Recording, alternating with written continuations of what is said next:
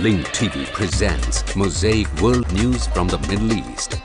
Here are today's top stories. Massive protests in Aleppo as UN chief blames al-Qaeda for Syria attacks. Iranians rally to denounce Bahrain-Saudi Union. And UN Security Council demands Sudan withdraw from disputed Abyei region. Mosaic, world news from the Middle East, begins now.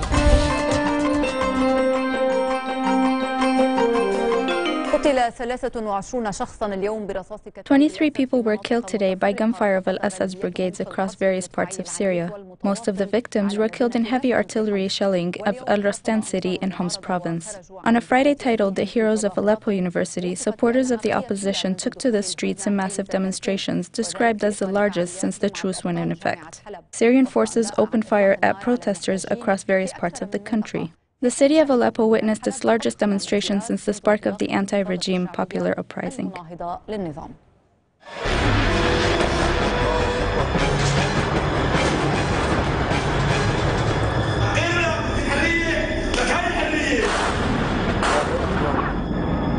الرصة 18/5/2012 القصف الآن على المدينة. في قصف هو الأعنف على الرستم في حمص تتساقط القذائف الصاروخية. In shelling described as the fiercest yet, mortar shells continue to fall in the city of al-Rastan in Homs province, averaging 1 shell per minute. Dozens of people were killed or injured and homes were destroyed as the residents were inside. In al-Rastan, al-Assad's brigades targeted the city's main bakery with several shells in a bid to bring rebelling residents to their knees. بعدد من القذائف.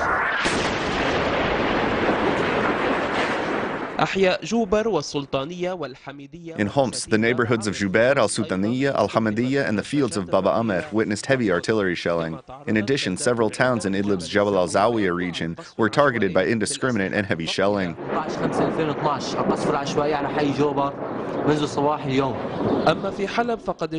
Backed by more than 15 armored vehicles, Syrian security forces in Shabiha stormed the city of Baza in Aleppo province and carried out random arrests of residents.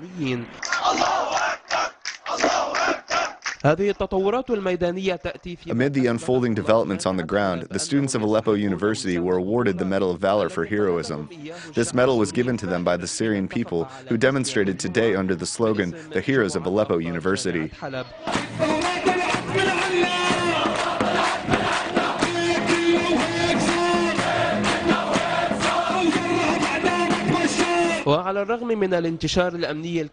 Despite the heavy security presence, the siege of neighborhoods and mosques, and the deployment of helicopters, supporters of the opposition took to the streets in massive demonstrations across Syrian cities and towns.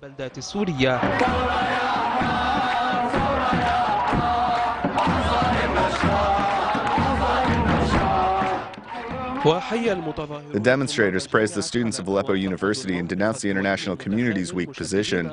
They stressed on the importance of continuing the revolution until the regime is toppled.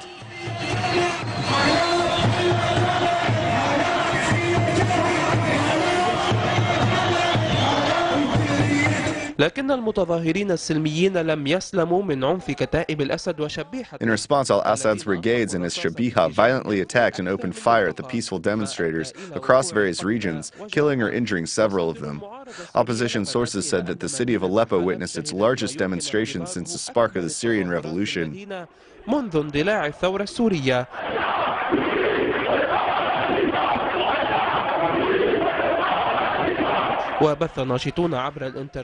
Activists uploaded video clips showing security forces opening heavy fire at demonstrators in the Salah ad-Din neighborhood in Aleppo.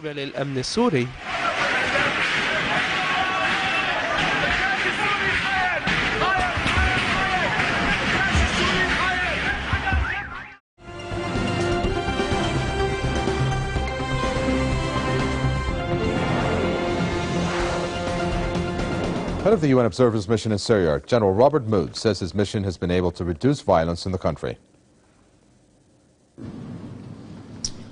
I think it's necessary to be very clear on the fact that when the mission arrived, and for that matter on the 12th at 6 o'clock in the morning, when the ceasefire started, the violence was significantly reduced.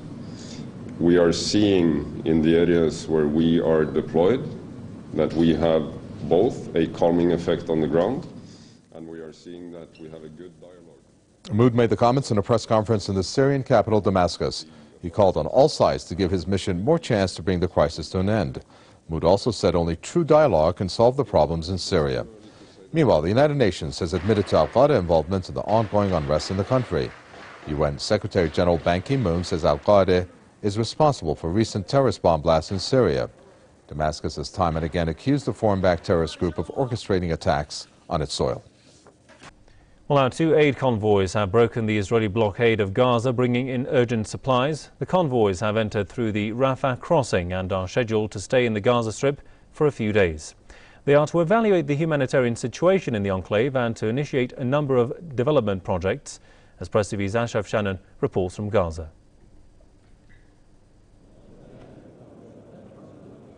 Dozens of activists from the Lifeline of Jordan and Miles of Smiles 12 have arrived in the Gaza Strip.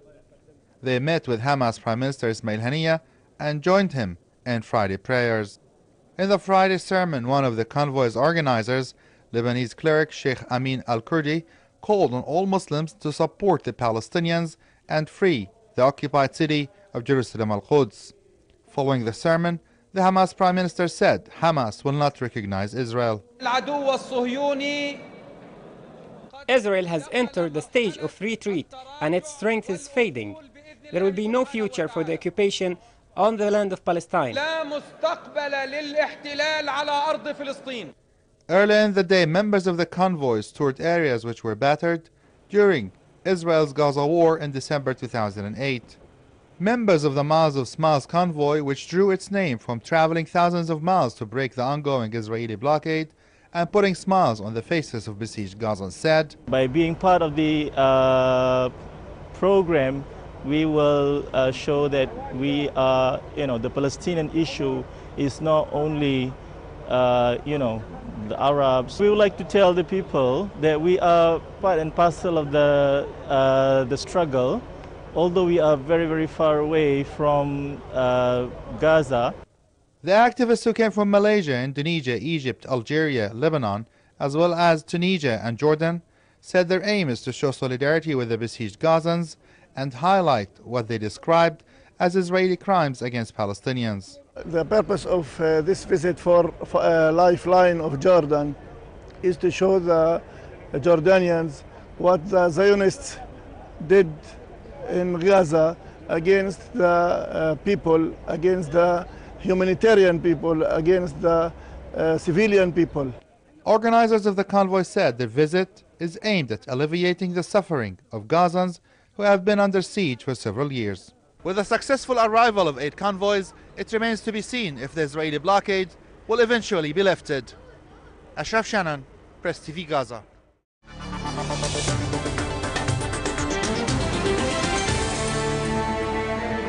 حل العاهل البحريني الملك حمد بن عيسى آل خليفة ضيفا على الملكة البريطانية. King Hamad bin Isa Al Khalifa is visiting Elizabeth II, Queen of England, at Windsor Castle in West London.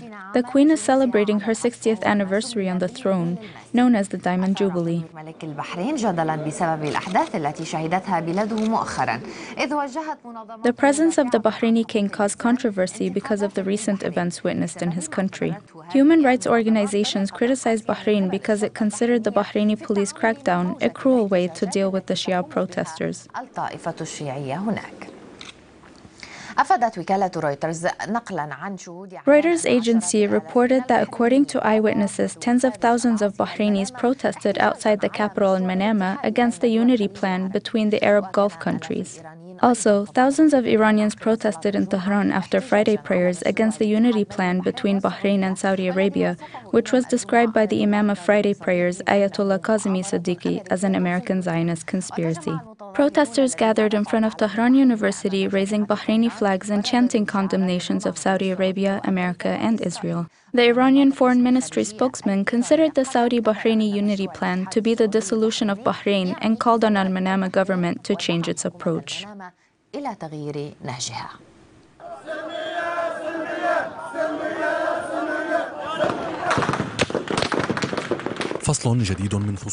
A new chapter of tension between the Arab Gulf and Iran, known as the Bahraini crisis. Since anti-government protests erupted in Bahrain, Iran has been treated as the primary defendant in the case. Iran is occasionally accused of inciting Bahrainis to protest, and at other times it is accused of starting a sectarian crisis in the region. Tensions escalated between the neighboring countries after the Saudi forces entered Bahraini soil to crush the protests.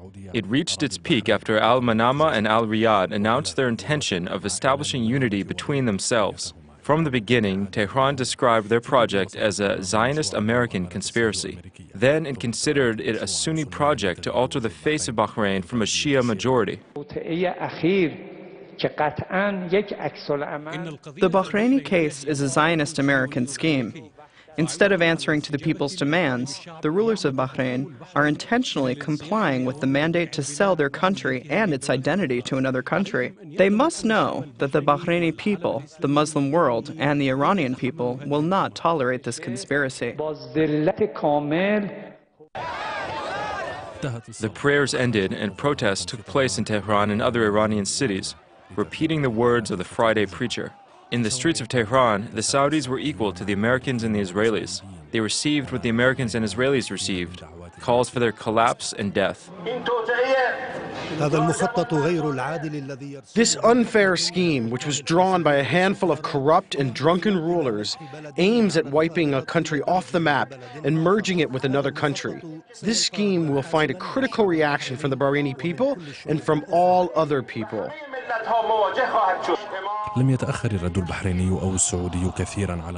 The Bahraini and Saudi reactions to Iran's protests and positions were prompt. Both countries considered Iran's stance as a blatant interference in their affairs.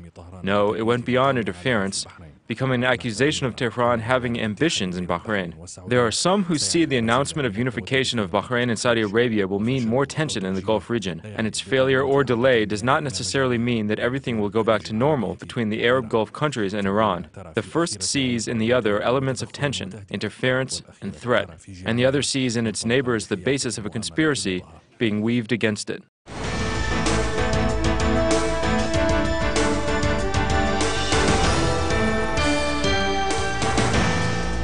The UN Security Council has commanded Sudan to immediately and unconditionally withdraw from the border region of Abyei, the disputed area with South Sudan.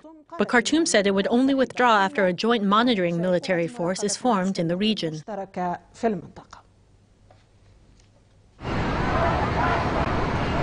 Once again, the issue of Abyei region goes back to square one at the UN Security Council. The United Nations has been conducting peacekeeping operations in that disputed region between Khartoum and Juba before South Sudan's secession from the north and after its official independence. Members of the Security Council have agreed to extend the mandate of the International Forces mission. However, maintaining the status quo in the tense situation is becoming a deep concern for the UN Security Council in light of the delays to establish an administration for the border region of Abyei. While the steps to withdraw Sudan's security forces was welcomed, the UN is still demanding Khartoum's government unconditionally and immediately pull its remaining military and police forces out of the region. My government regrets that the progress on the implementation of certain elements of the June 20th agreement on Abyei area remains impeded, and it is fully prepared to move forward with the establishment of the Abyei area administration on the terms already agreed between the two parties. As for Khartoum, it reiterated the same position which it had previously promised, that its forces would not stay in the disputed areas on condition that both sides implement last year's agreement jointly and simultaneously. This withdrawal should take place simultaneously, and it should be monitored by a body agreed upon by the two parties. The body will be composed of the two parties as well as the African Union. What happened is that the government of South Sudan took a piecemeal approach, not the comprehensive approach that the government of Sudan is calling for. Khartoum occupied the Abyei region in May 2011 after an attack from South Sudan on a convoy of Sudanese army personnel. The occupation has displaced tens of thousands of civilians. These developments are taking place after armed conflicts and continuing tension between the two sides in the oil-rich border region of Heglige. 2 NATO soldiers were killed and 6 others were wounded in an attack that targeted a NATO base in Kunar province in eastern Afghanistan. A spokesman for the International Security Assistance Force, ISAF, stated that one of its military bases in Nari district was attacked by rockets that Taliban members had launched. He said that 2 soldiers were killed without indicating their nationalities. The Taliban has escalated its attacks against NATO and Afghan government forces since the beginning of spring.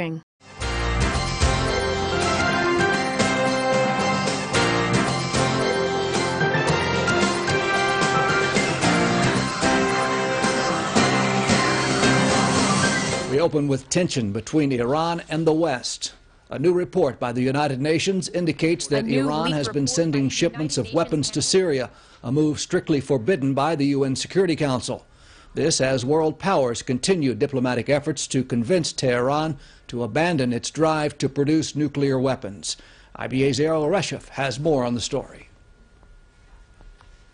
A new leaked report by a United Nations panel of experts reveals that Iran is continuing to provide military assistance to President Bashar al-Assad in stark defiance of UN Security Council resolutions banning arms shipments to the strife-torn nation. The dossier highlights 3 separate occasions this year when cargo ships loaded with Iranian weapons were seized, 2 of them en route to Syria.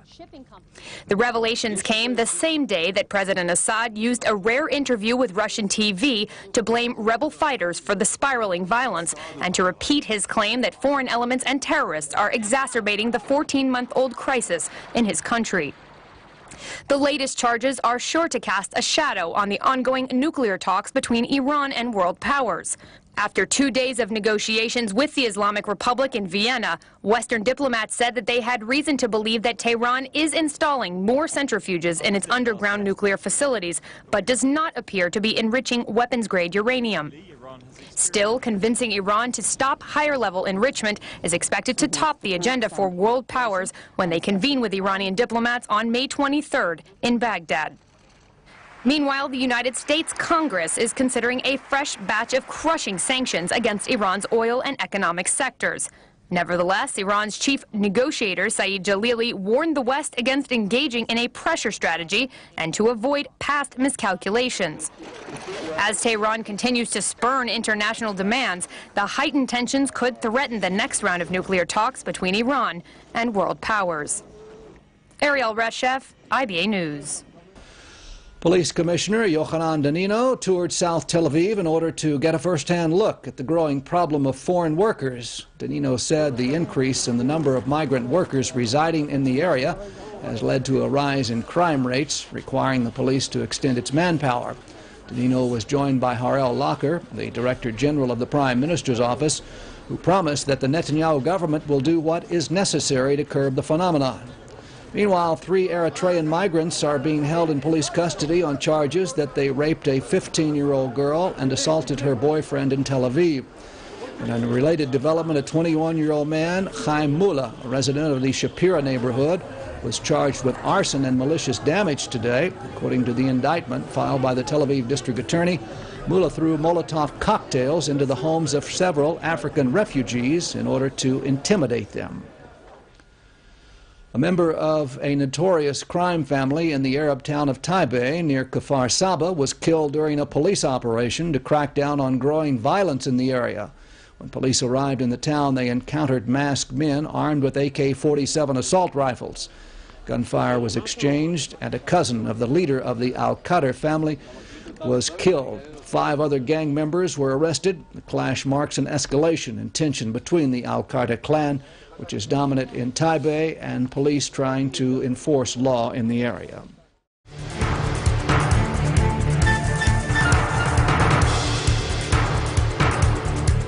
7 of the most dangerous men wanted by the Lebanese state have left island al-Abyei refugee camp for Syria to support the people of Levant. In 2007 and 2011, New TV interviewed 3 of them on camera. Now, the New TV crew visited the camp again to confirm their departure. 2 of my colleagues, Afif al-Jaldari and Hussein al-Khres, report. قالت مصادر أمنية لقناة الجديد أن 7 أشخاص من أخطر Security sources told New TV that the 7 most dangerous men wanted by the Lebanese state left Ain al-Hilwa refugee camp 2 days ago for Syria to fight the Syrian regime. The sources denied that these wanted men have any link to the circulating rumors around the assassinations. The first wanted man, Sheikh Osama Shahabi, born in 1972, is allegedly the commander of Fatah al-Islam in Sidon, succeeding Abdulrahman Awad. He is also accused of detonating the bomb that targeted the Italian brigade in Sidon on May 27, 2011. Any human being, inside or outside this camp, if they want any kind of strife or upheaval, they say this: Osama Shahabi is the commander of Fatah al-Islam. With that, they open the issue of Ain al-Hilwa camp, because I am in this camp. Haytham Mahmoud Mustafa, al-Ma'ruf bil-Sha'bi. Haytham Mahmoud Mustafa, also known as Sha'abi and nicknamed Abu Mas'ad, was born in 1979. He is the brother of Muhammad Abu Hafiz, who fought in the Battle of Nahr al-Barid refugee camp. His sister is married to the second top man in Fatah al-Islam, Abu Huraira. New TV interviewed Sha'abi after Abu Huraira's disappearance, during which he stated frankly that he will fight for God if combat is imposed on him outside the camp. If we have to fight, then we will fight with no hesitation. Muhammad Ahmed Doki, whose military name is al-Hurdouk, was born in 1975. He's allegedly the organization's military explosives expert. He was recently accused of assembling an explosive device in Sidon to target one of the sheikhs. We have no connection to the explosive device that was found in Sidon that targeted Sheikh Suhaib Hatli. We are in no way linked to this case. The fourth wanted man is Ziyad Muhammad Abu Na'aj, born in 1975. Renowned for his Islamist extremism, Na'aj is accused of being affiliated with al-Qaeda. The fifth is Muhammad Ibrahim Mansour Abu Hamza, also born in 1975. He works in a sweet shop inside the camp. The sixth, Muhammad Abu Rahman al-Arafi, born in 1972, is the only Lebanese in the group of men who left the camp. He used to sell coffee in the camp and is alleged to have fought alongside al-Qaeda in Iraq before he returned to Lebanon. The seventh wanted man, Tawfiq Muhammad Taha, is listed as the #1 wanted man in Lebanon, especially after he was accused of heading a terrorist network to target the Lebanese army. He disappeared from the public eye 2 days after the Lebanese army requested him to be handed over to the state. According to sources close to the wanted men, they have left the camp for jihad in the country of Levant and to support its people. Their mission will be training members of the Free Syrian Army with their outstanding military expertise and their experience in street fighting and assembling explosive devices. In particular, some of them have attained combat skills after participating in the battle against the U.S. occupation in Iraq. So, on May 15th, these men left the camp. What they have in common is that they are all wanted on multiple security charges by the state and are all opposed to the Syrian regime. According to sources close to them, who declined to be filmed, these men believe that Syria has become the new ground for jihad. They say the Free Syrian Army does not lack equipment or quantity, but the expertise which they could offer. They will bring out the potentials in the armed Syrian opposition.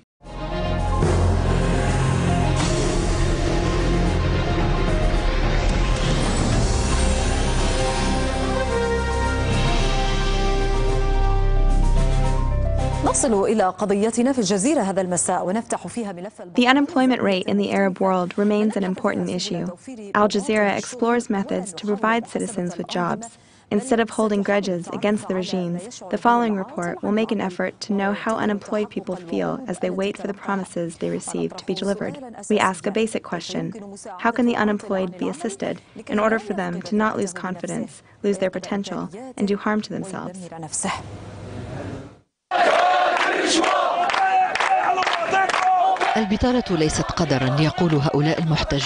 These college graduates chanted, "Unemployment is not fate," while protesting in Morocco. It was the only way for them to deliver their messages to government officials. Prior to that, graduates were forced to burn their diplomas. The reason was the same: unemployment and a lack of opportunities after years of diligent study. The issue of unemployment appears to be a common obsession in many countries, though their unemployment rates vary due to their differing economies, policies, and government provisions. In the Arab world, which is described as Third World, the unemployment crisis is worsening.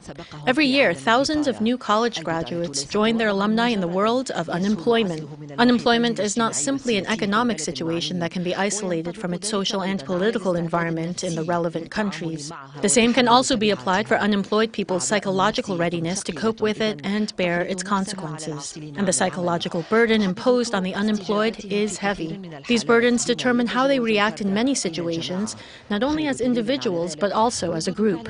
The best evidence for this is the reaction of the unemployed to psychological and social pressures. In some cases, they resort to self-immolation, and in other cases, they organize protests and sit-ins. In addition to the psychological challenges are the challenges that the state and society face. These demands have gained momentum after the Arab Spring.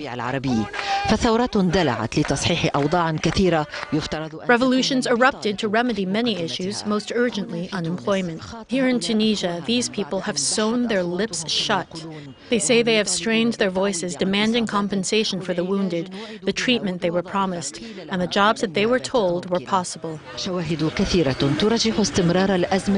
Much evidence proves that the crisis is still ongoing in all aspects, especially in its psychological impact. Political and economic solutions require time that may exceed the limits of the unemployed. The views expressed on Mosaic are from contributing broadcasters, not Link TV or its sponsors.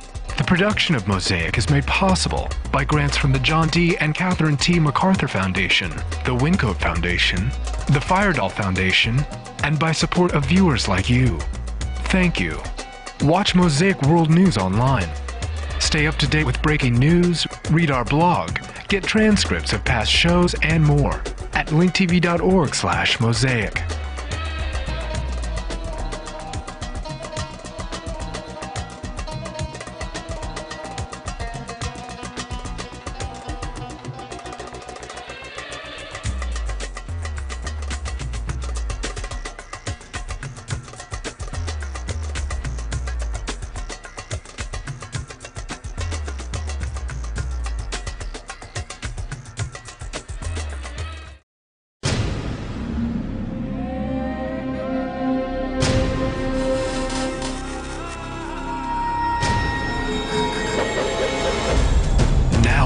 Airwaves, a global channel of uncompromising stories, world news, documentaries, entertainment, and culture.